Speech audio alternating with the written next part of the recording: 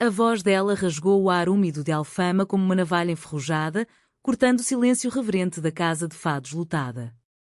Eu a amo, gritou Mariana, a voz trêmula não mais pelo microfone, mas pelo peso de uma verdade que se libertava como vinho derramado em taças quebradas. O público, uma tapeçaria de rostos envelhecidos por saudades e rugas de azulejos partidos, congelou. Copos de ginginha pararam a meio caminho dos lábios e o violão de Duarte, o guitarrista de mãos calejadas, emitiu um acorde dissonante que ecoou como um lamento ancestral. No centro do palco improvisado, sob as lâmpadas amareladas que pendiam como uvas maduras de uma adega esquecida, Mariana deixou cair o lenço negro que sempre usava para enxugar as lágrimas fingidas das canções.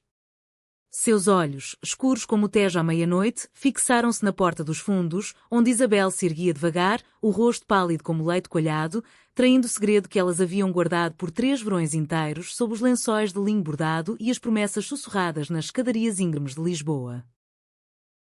Era uma noite de quinta-feira em O Beco das Lágrimas, o tasco mais antigo de Alfama, onde o fado nascia não de notas perfeitas, mas de corações partidos costurados com fios de saudade.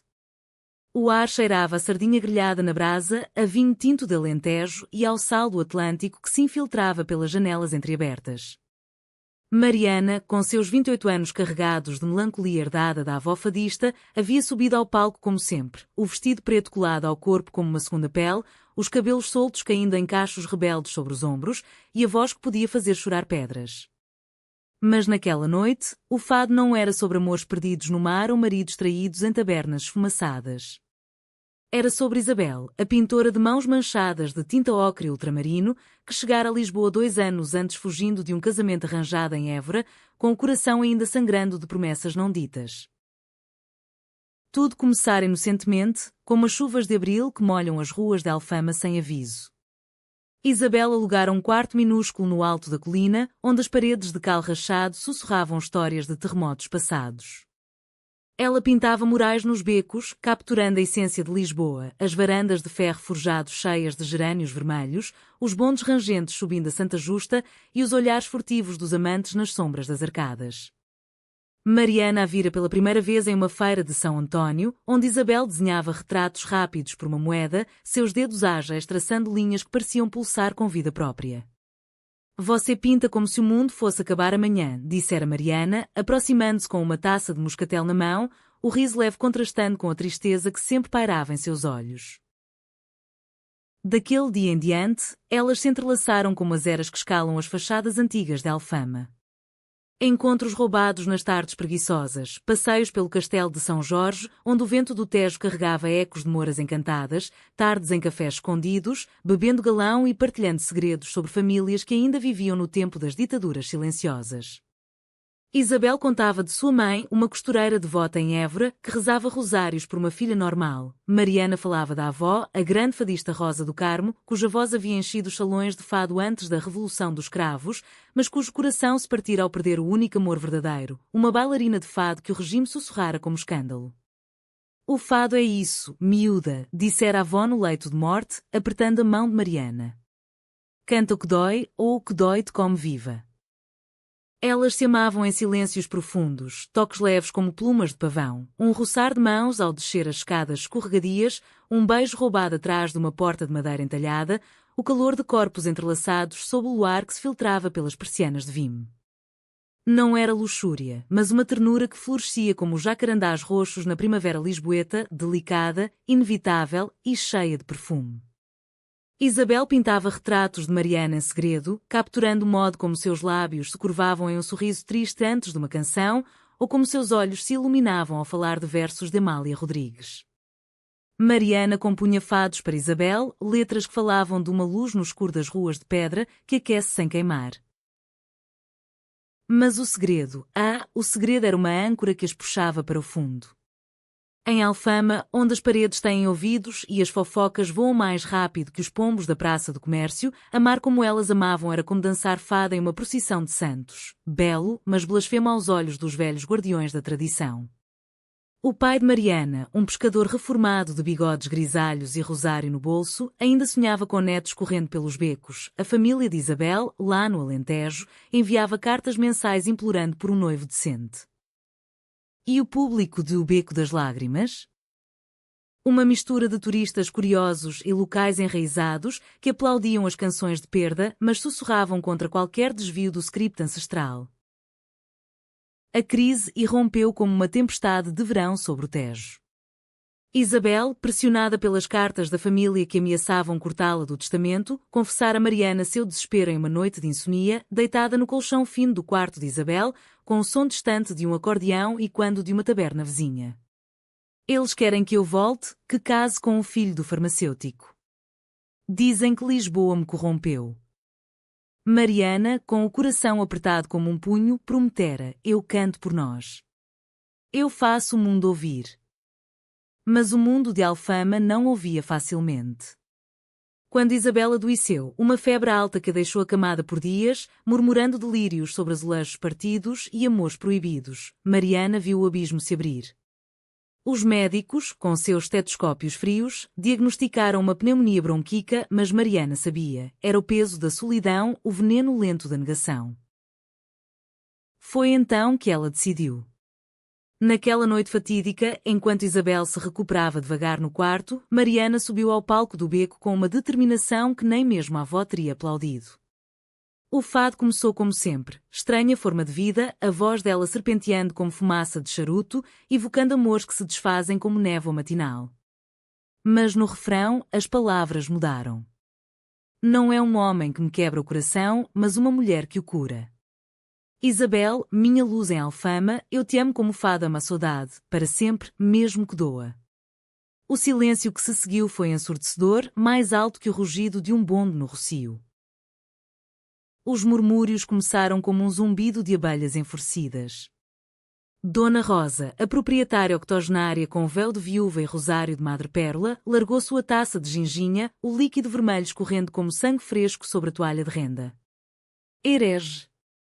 Isso não é fado, é pecado, gritou ela, a voz trêmula de fúria antiga.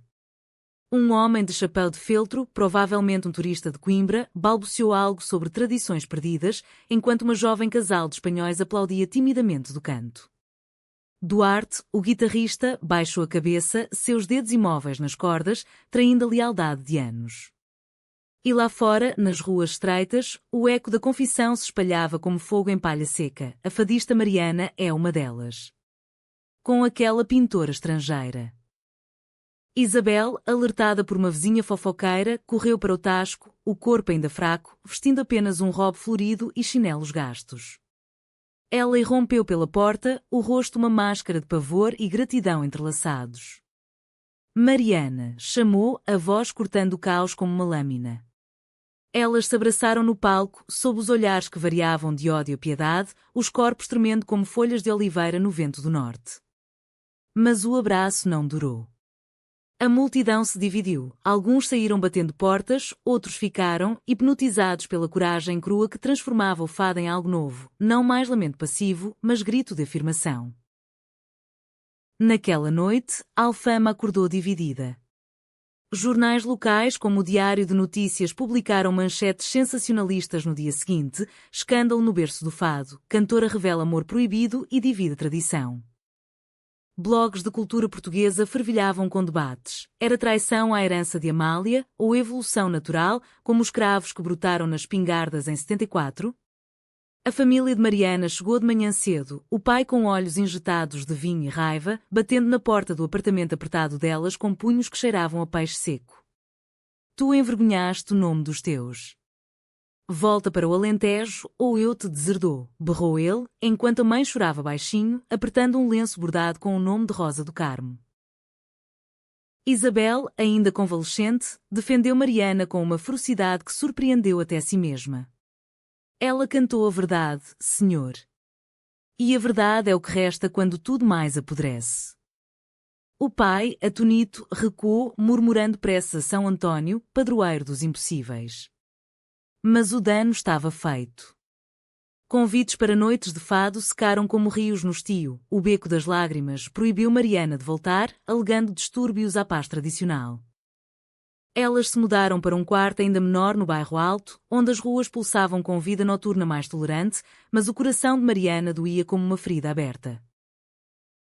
Enquanto as folhas de outono caíam como confetes melancólicos sobre as calçadas de Lisboa, Mariana e Isabel navegavam as correntes turbulentas da Aftermath. O amor delas, outrora um riacho escondido, agora era um rio exposto ao sol impiedoso da opinião pública. Mariana, cuja voz havia sido bálsamo para tantos corações partidos, encontrava-se agora sem palco, sem o abraço reconfortante das cordas do violão. Ela passava as noites compondo em um caderno amarelado, versos que falavam de rosas que florescem em solos de sal, mas as palavras saíam forçadas, como vinho azedo. Isabel, recuperada fisicamente, mergulhava na pintura com uma urgência febril, telas enormes de alfama vista de cima, com figuras entrelaçadas em tons de sépia e carmim, simbolizando a teia invisível de julgamentos que as sufocava. A cidade, essa amante caprichosa, reagia de formas imprevisíveis.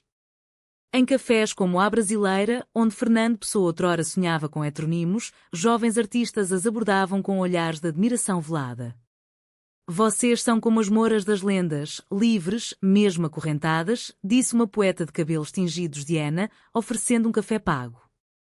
Mas nas ruas de Alfama, os olhares eram punhais. Velhas com cestos de pão fresco viravam o rosto, murmurando pecado da carne, homens de bigodes grisalhos cuspiam no chão ao vê-la às mãos dadas, evocando ecos de uma Portugal que ainda lambia as feridas do salazarismo. Isabel, com sua herança lentejana de planícies vastas e horizontes retos, lutava para compreender essa hipocrisia labiríntica. Em Évora, pelo menos, o ódio era honesto, direto como uma enxada no campo. Aqui é como fumaça, envolve, sufoca, mas nunca se vê. Para sobreviver, elas improvisaram. Mariana começou a cantar em praças públicas, sob o céu estrelado do mirador da Senhora do Monte, onde o Tejo se estendia como um lençol de prata.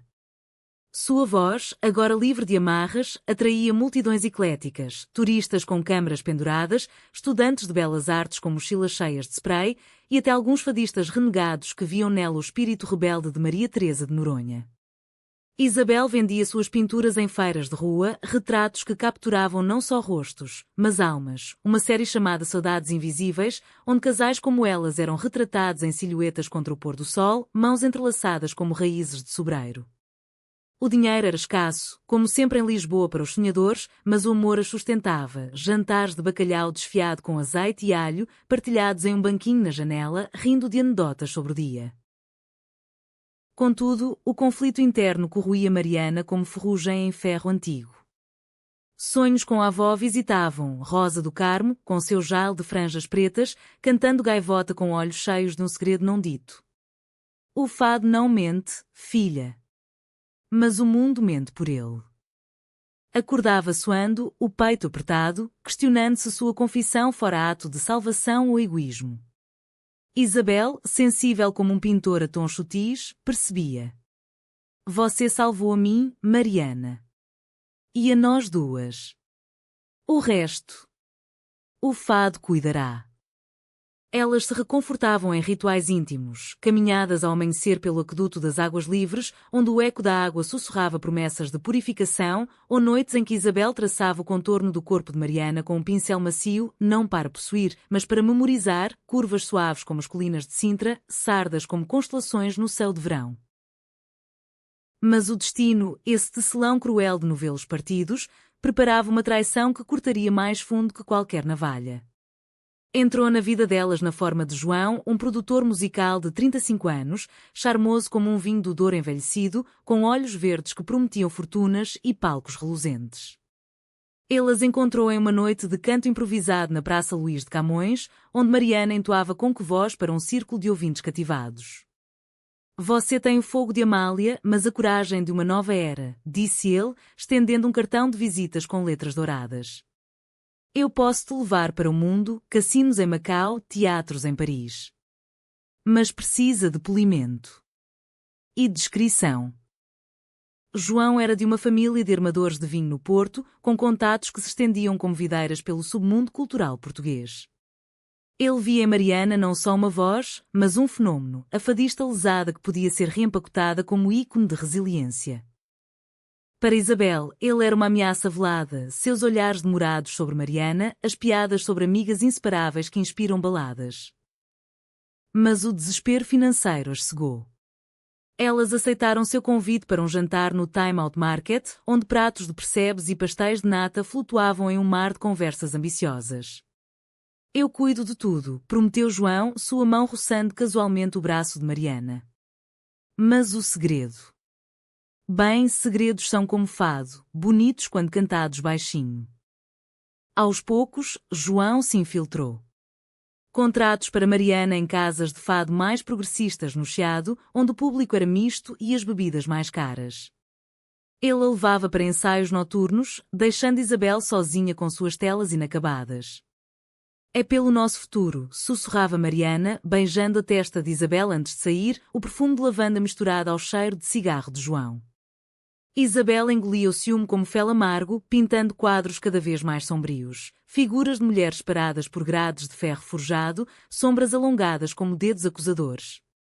Ela confrontava Mariana em sussurros. Ele te olha como se você fosse uma conquista, não uma parceira. Mas Mariana, exausta de rejeições, defendia. É só negócios, amor. Como o fado, dói, mas paga as contas. A traição veio sutil, como a maré que sobe devagar nas praias do Algarve.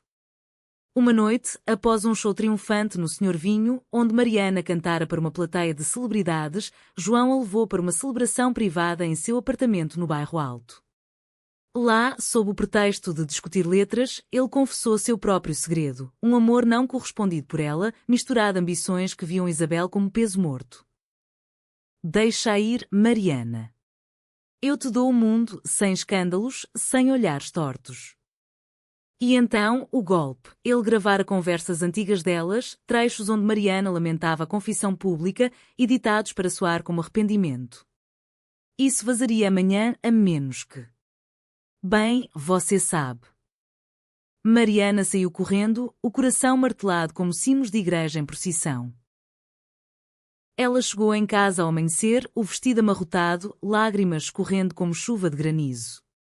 Isabel, acordada pela intuição de pintora, a recebeu com braços abertos, mas os olhos cheios de dúvida. O que ele te ofereceu que eu não posso? A confissão de Mariana foi um fado improvisado, as gravações, as promessas, o beijo que quase rolara sob o vinho. Não traíra o corpo, mas a confiança, e isso doía mais. Isabel, ferida como uma tela rasgada, recuou. Você salvou a mim uma vez. Mas quem salva você de si mesma? Elas passaram dias em silêncio gelado, o apartamento um túmulo de pincéis secos e partituras amassadas.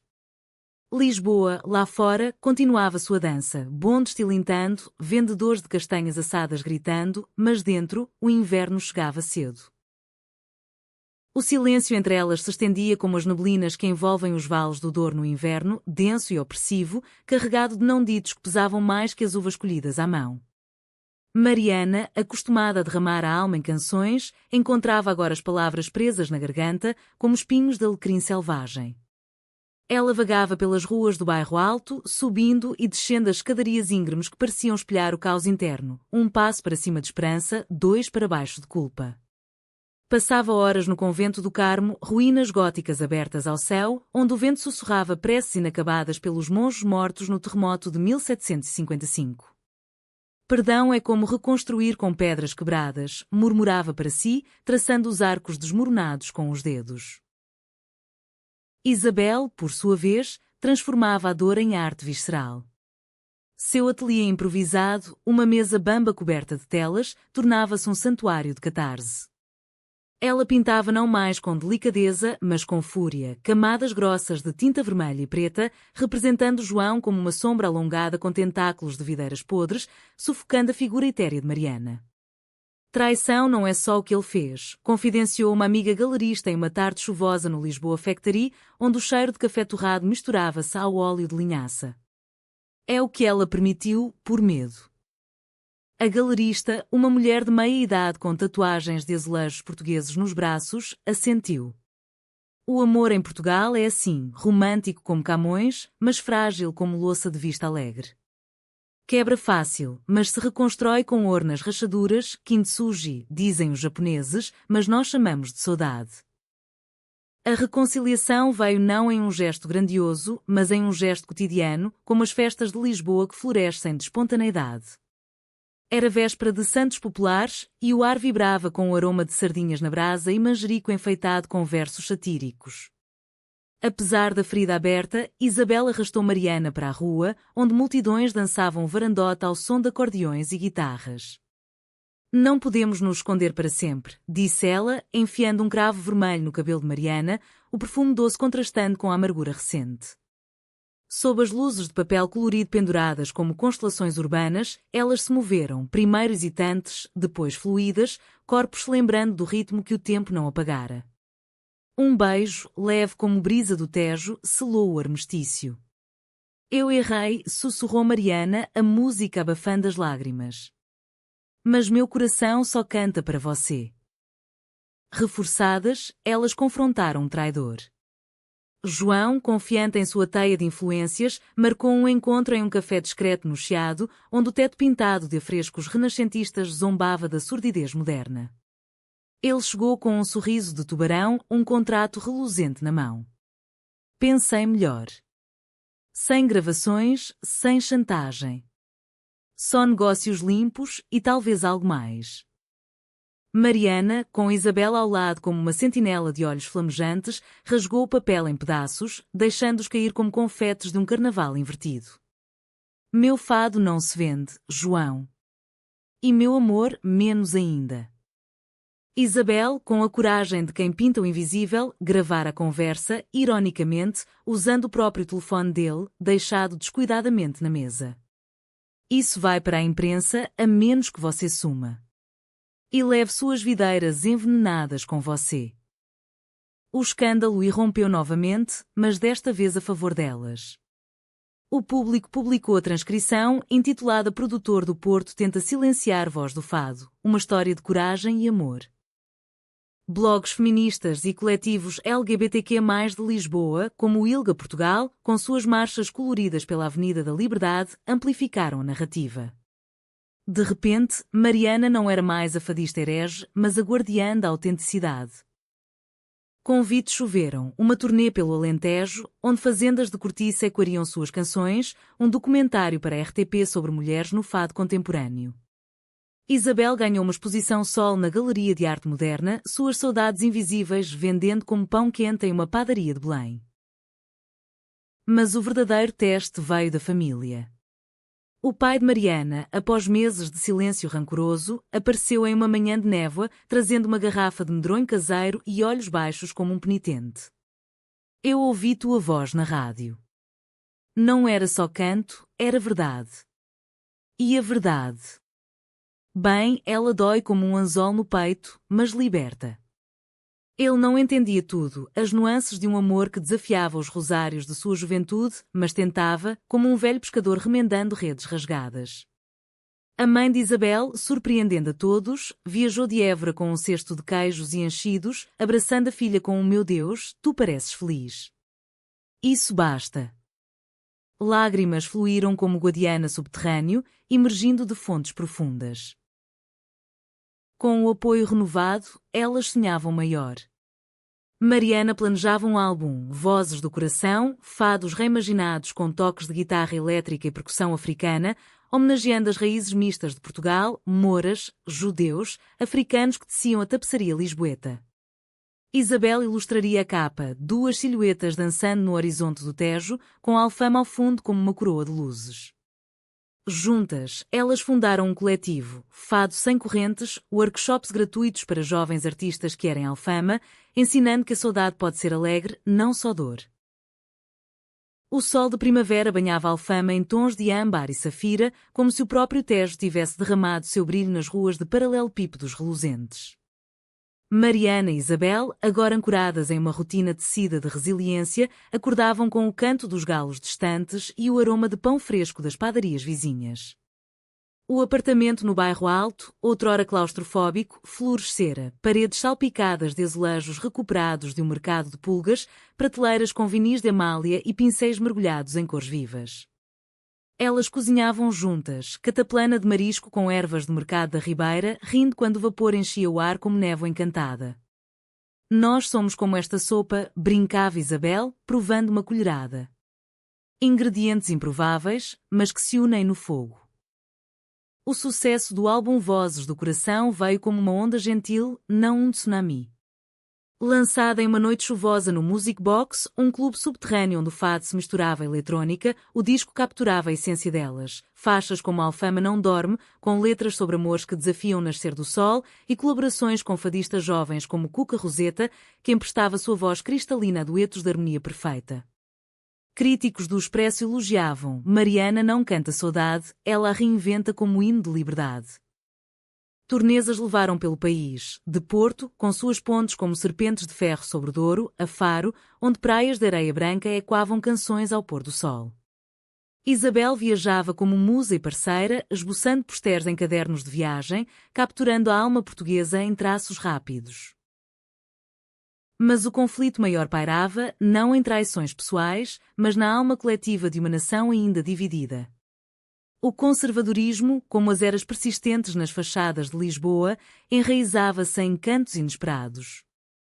Durante uma apresentação em Évora, terra natal de Isabel, um grupo de idosos católicos, liderados por um padre de batina imaculada, protestou na entrada do teatro. Cartazes tremulavam: fado sagrado, não profano. Eles invocavam dogmas antigos e quando sermões de uma era onde o amor como delas era contra a ordem divina. Mariana, vendo as faixas da cortina, sentiu o antigo pavor subir como baile. Eles não odeiam nós, odeiam o que não entendem, murmurou para Isabel nos bastidores, o coração batendo como tambores de uma procissão de Corpus Christi. O confronto culminou no palco. Em vez de recuar, Mariana dedicou a canção à Imoraria, hino de solidariedade moura, ao grupo lá fora. Esta música nasceu de exilados que amavam apesar de tudo. Como nós, que amamos apesar dos olhares. Sua voz, rica como mel de charneca, penetrou as paredes e algo mágico aconteceu. Alguns manifestantes baixaram os cartazes, lágrimas escorrendo como chuva de verão. Uma mulher idosa, com um rosário no pulso, aproximou-se após o show, apertando a mão de Mariana. Eu perdi uma filha para o silêncio anos atrás. Ela amava como você. Obrigada por cantar por ela. Era um vislumbre de cura, frágil como porcelana de Alcobaça, mas real. De volta a Lisboa, o coletivo Fado Sem Correntes crescia como videira selvagem. Elas abriam espaço em um antigo armazém em Alcântara, com paredes de tijolo exposto e janelas que davam para o porto movimentado. Aulas gratuitas atraíam um mosaico de almas, uma adolescente de imigrantes cabo-verdianos aprendendo viola, um homem trans de Setúbal compondo letras sobre transições como estações do ano, mulheres como elas, trocando histórias ao som de café forte e pastéis de nata. Isabel facilitava oficinas de arte, ensinando a pintar saudades coloridas, não cinzentas, mas em tons de turquesa e magenta. A arte não cura sozinha, dizia ela, mas ilumina as cicatrizes. Entretanto, o passado sussurrava traições não resolvidas. João, exilado no Porto após o escândalo, reapareceu em uma forma venenosa, um artigo anónimo no Jornal de Notícias, insinuando que o sucesso de Mariana era fabricado por lobbies estrangeiros, com fotos borradas delas em abraços inapropriados. A calúnia se espalhou como fogo de São João, queimando a confiança recém-construída. Manifestações dividiram Alfama novamente, apoiadores com bandeiras arco-íris marchando pelas escadinhas de São Cristóvão, contra radicais que queimavam efigis simbólicas em fogueiras improvisadas. Mariana, exausta, questionou em uma carta para a avó imaginária: valeu a pena, vó? Cantar o coração só para vê-lo pisado? Isabel, com a intuição de quem lê tons invisíveis, organizou uma resposta não com palavras, mas com imagem. Ela criou uma instalação de rua, uma parede de Alfama coberta com murais interativos, onde transeuntes podiam colar post-its com vozes do coração, segredos anónimos de amor não convencional. Dezenas surgiram: eu amo meu vizinho há 20 anos, em silêncio. Minha irmã é tudo para mim, mais que sangue. A mídia, cativada, transformou o ato em símbolo. Alfama fala, amor além das sombras. João, exposto como autor, fugiu para a Espanha, sua reputação como casca de ostra vazia. No auge da tormenta, elas encontraram refúgio em uma peregrinação particular, uma viagem ao Santuário de Fátima, não por dogma, mas por quietude. Caminhando descalças pelo adro de mármore, sob o céu vasto de Leiria, Mariana cantou baixinho um fado original para Isabel. Tu és minha capela, onde rezo sem deuses, só com o teu nome. Lá, entre velas tremulantes e preces murmuradas, elas renovaram votos silenciosos, não em anéis de ouro, mas em promessas gravadas no coração, como inscrições em pedra de conimbriga. O verão de 2025 desabrochou sobre Portugal como um manto de calor dourado, com o ar carregado de jasmim e o zumbido de cigarras nas oliveiras antigas. Para Mariana e Isabel, era uma estação de florescimento tardio. O álbum Vozes do Coração escalara as paradas da Antena 1 e o coletivo pulsava com vida, atraindo até financiamentos da União Europeia para preservação cultural inclusiva.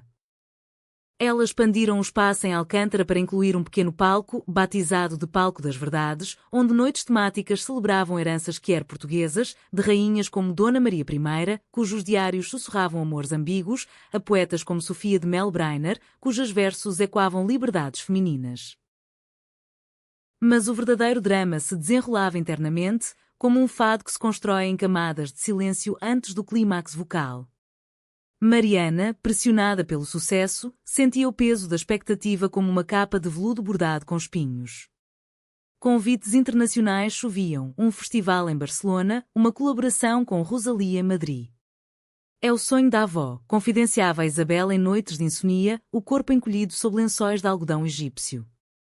Mas o sonho trazia fantasmas. A traição de João havia plantado sementes de dúvida, fazendo-a questionar se o amor delas sobreviveria à distância, aos holofotes que cegam mais que iluminam. Isabel, por sua vez, lutava com sua própria sombra, uma oferta de residência artística em Paris, onde galerias como a Make prometiam exposição global para suas saudades invisíveis. Eu fico se você fica, diziam uma à outra, mas as palavras soavam ocas, como ecos em uma sede de Lisboa vazia. O conflito explodiu durante a preparação para o maior show de Mariana, uma noite no Coliseu dos Recreios, coração pulsante de Lisboa, onde o fado se encontraria com a orquestra sinfónica. Os ensaios eram febris, com cordas de violinos gemendo como lamentos ampliados.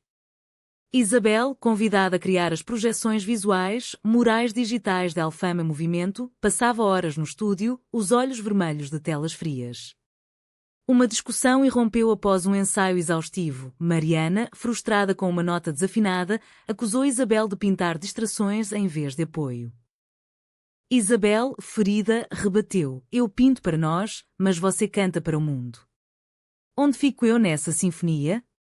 Palavras cortantes voaram como facas de ourives. Você me salvou uma vez, mas agora me sufoca com ciúme, e você me salvou com uma confissão, mas agora corre para palcos que me deixam sozinha.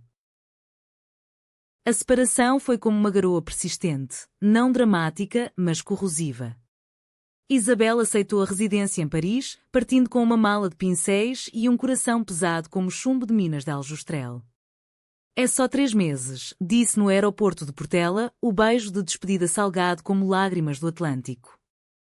Mariana, sozinha no Coliseu, cantava para uma plateia de 2.000 almas, mas sentia o vazio como um buraco negro. O show foi um triunfo técnico, aplausos como trovões, críticas efusivas no Observador, mas internamente era um réquiem. No camarim, rodeada de flores murchas e garrafas de água pela metade, ela chorou pela primeira vez em público desde a confissão em Alfama. Paris, para Isabel, era um bálsamo ambíguo. Os boulevards amplos contrastavam com as ruelas claustrofóbicas de Lisboa e a Torre Eiffel piscava como um farol distante. Ela pintava furiosamente séries de exílios voluntários, telas onde figuras portuguesas flutuavam em névoa francesa, ansiando pelo cheiro de maracujá e o som de fados distantes. Mas as noites eram vazias, caminhadas solitárias pelo Sena, parando em pontos para desenhar barjeiros, mas traçando sempre o perfil de Mariana nos margens úmidos.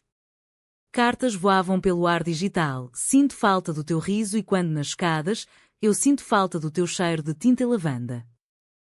Mas o silêncio crescia, alimentado por mal-entendidos, uma foto de Mariana com uma violinista apenas amiga, um e-mail de Isabel com um curador parisiense só profissional. A traição final veio não de um amante, mas do tempo. o coletivo em Alcântara, sem às duas, começou a fraquejar. Alunos paravam de vir, financiamentos atrasavam e fofocas renasciam. Elas se separaram, como eu disse. Um jovem artista, e quando João tentou seduzir Mariana com promessas de renovação, mas ela o repeliu com uma frieza glacial. Meu coração não é um palco vazio. Desesperada, ela voou para Paris sem aviso, chegando à porta do ateliê de Isabel em Montmartre sob uma chuva torrencial, o casaco encharcado como uma alma perdida. O reencontro foi um clímax emocional, portas batendo, gritos misturados a soluços, corpos colidindo em um abraço que doía de tanta necessidade. Eu pensei que o mundo nos separaria, soluçou Mariana, os cabelos grudados no rosto como algas enredadas. Isabel, com tinta azul nas mãos, traçou um coração no peito dela. Mas o coração canta mais alto que o mundo. Elas passaram a noite falando, não acusações, mas verdades nuas. O medo de Mariana de ser só fadista, o terror de Isabel de ser só musa. Ao amanhecer, com o café ao leite fumegando em xícaras rachadas, elas decidiram, Paris e Lisboa não eram rivais, mas capítulos. Isabel retornaria para a exposição em Belém e Mariana pausaria a turnê para coescrever um novo fado conjunto. De volta a Portugal, o outono as recebeu com folhas douradas caindo como aplausos suaves. Elas revitalizaram o coletivo com uma noite das vozes perdidas, convidando ex-alunos a compartilhar histórias. O evento lutou com o Tejo refletindo luzes de velas flutuantes e Mariana cantando um novo hino. Coração em dois portos, sobre amores que transcendem mapas. A reação foi uma sinfonia de aceitação, famílias reconciliadas, velhos fadistas batendo palmas, até o pai de Mariana dançando um lento varandote com a mãe. O inverno de 2025 envolveu Portugal em um abraço gélido, com ventos do norte sussurrando segredos através das chaminés de Lisboa, mas para Mariana e Isabel era uma estação de colheita serena. O coletivo Fado Sem Correntes renasceu como uma fênix de cinzas culturais, paredes agora adornadas com murais de Isabel, retratando rostos diversos em tons de açafrão e índigo, e o palco das verdades e quando não só fados, mas morna cabo-verdiana e canções sefarditas, tecendo a tapeçaria multicultural de uma nação forjada em mares e migrações. Elas ministravam aulas lado a lado, Mariana ensinando a modular a voz para carregar dor sem quebrar, Isabel guiando mãos trêmulas a capturar emoção em traços livres. A arte é ponte, não prisão, repetiam como mantra, inspiradas nas pontes de Gustave Eiffel que unem margens divididas. O sucesso pessoal florescia em harmonia. A exposição de Isabel no Museu de Arte Contemporânea de Belém atraiu filas que serpenteavam como o Tejo. Críticos parisienses voavam para ver Saudades Invisíveis, agora expandida com uma instalação interativa, visitantes gravando vozes do coração em conchas de Vieira do Minho, reproduzidas em loops suaves. Mariana, por sua vez, gravou um dueto ao vivo com Isabel, ela cantando, Isabel recitando versos pintados em tempo real, projetados em telas como azulejos vivos. O single, Entre Linhas e Notas, viralizou nas rádios comunitárias, tocando em táxis rangentes e cafés esfumaçados, um hino sutil para amores que desafiam normas. Contudo, o ápice do drama veio com uma reviravolta humanitária e quando as raízes compassivas de Portugal, terra de acolhedora de exilados judeus e africanos. Uma jovem refugiada síria, Amina, de 22 anos, chegou ao coletivo através de uma ONG lisboeta. Com olhos como oliveiras antigas e mãos calejadas por jornadas pelo Mediterrâneo, ela buscava voz para traumas não ditos, perda de uma irmã no mar, amores reprimidos em Damasco. Eu canto em árabe, mas aqui. Ninguém entende, confessou, a voz baixa como um lamento de fado. Mariana e Isabel a acolheram como a si mesmas anos antes. Aulas privadas onde o fado se fundia ao daique, danças circulares que giravam dor em alegria. Isabel pintou o retrato de Amina, uma mulher com vão fluido transformando-se em asas de gaivota, e Mariana compôs Mar de Vozes, uma balada sobre travessias não só físicas, mas emocionais. O conflito surgiu quando conservadores locais, remanescentes dos protestos em Évora, atacaram o coletivo online, petições para proteger o fado autêntico de influências estrangeiras, boicotes a eventos. Um radialista de direita, e quando vozes salazaristas adormecidas, acusou-as de diluir a tradição com agendas progressistas.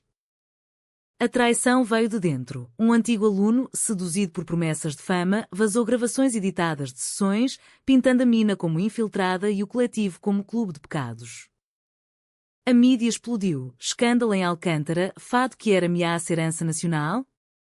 O clímax irrompeu em uma manifestação dupla na Praça do Comércio. De um lado, radicais com cruzes e bandeiras verdes. Do outro, uma multidão arco-íris com cravos vermelhos, cantando Grândola, Vila Morena em solidariedade. Mariana e Isabel subiram a um palanque improvisado, a mina ao lado, o vento salgado chicoteando seus cabelos. O fado nasceu de dores mistas, moro, cristão, judeu, proclamou Mariana, a voz amplificada e quando como trovão. Hoje inclui vozes como a de Amina, porque Portugal é ponte, não muro. Isabel desvelou uma tela gigante, rostos entrelaçados, fadistas, refugiados, amantes, com a legenda Vozes do Coração cantam mais alto. O público, tocado, uniu-se em um coro espontâneo, não ódio, mas harmonia frágil. A resolução foi humanamente bela, como nascer do sol sobre a Serra da Arrábida.